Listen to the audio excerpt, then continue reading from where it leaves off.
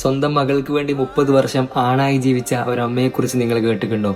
തമിഴ്നാട്ടിലെ തൂത്തുക്കുടിയിൽ താമസിക്കുന്ന പെച്ചിയമ്മാൾ എന്ന 20 വയസ്സുകാരി. കല്യാണം കഴിഞ്ഞ് കുറച്ചു കാലം കഴിഞ്ഞപ്പോൾ തന്നെ തന്റെ ഭർത്താവ് ശിവ ഹൃദയാഘാതം മൂലം മരണപ്പെട്ടു. ഭർത്താവ് മരണപ്പെടുമ്പോൾ ആ 20 വയസ്സുകാരി ഗർഭിണിയായിരുന്നു. മാസങ്ങൾ കടന്നുപോയി. പെച്ചിയമ്മാൾ ഒരു പെൺകുഞ്ഞിന് ജന്മം നൽകി. അങ്ങനെ ആ കുഞ്ഞിനെ പോറ്റാൻ വേണ്ടി പെച്ചിയമ്മാൾ ജോലിക്ക് പോകാൻ തുടങ്ങി. കുറച്ചു കഴിഞ്ഞപ്പോ ജോലി സ്ഥലങ്ങളായ ഹോട്ടലുകളിൽ നിന്നും കെട്ടിട നിർമ്മാണ സൈറ്റുകളിൽ നിന്നും പുരുഷന്മാരിൽ നിന്നും പല പീഡനങ്ങളും പെച്ചിയമ്മാൾ സഹിക്കേണ്ടി വന്നു.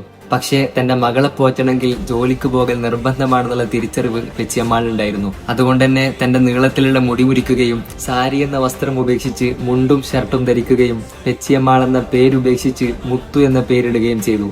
പിന്നീട് അങ്ങോട്ട് പൊറോട്ട കടകളിലും ഹോട്ടലുകളിലും മുത്തു ആശാൻ എന്ന പേരിലായിരുന്നു പെച്ചിയമ്മാൾ അറിയപ്പെട്ടിരുന്നത്. സ്വന്തം മകള് പോലും 7 വയസ്സിന് ശേഷമാണ് താൻ ഇത്രക്കാലവും അച്ഛനെന്ന് കരുതിയിരുന്നത് യഥാർത്ഥത്തിൽ അച്ഛനായിരുന്നില്ല, അത് അമ്മയാണെന്ന് തിരിച്ചറിഞ്ഞത്. എന്തായാലും പെണ്ണായി ജനിച്ചുവെങ്കിലും സാഹചര്യങ്ങൾ കൊണ്ട് ആണായി ജീവിക്കേണ്ടി വന്ന ഈ അമ്മയുടെ മനക്കരുത്തിന് ബിഗ് സല്യൂട്ട് അർപ്പിക്കുകയാണ്.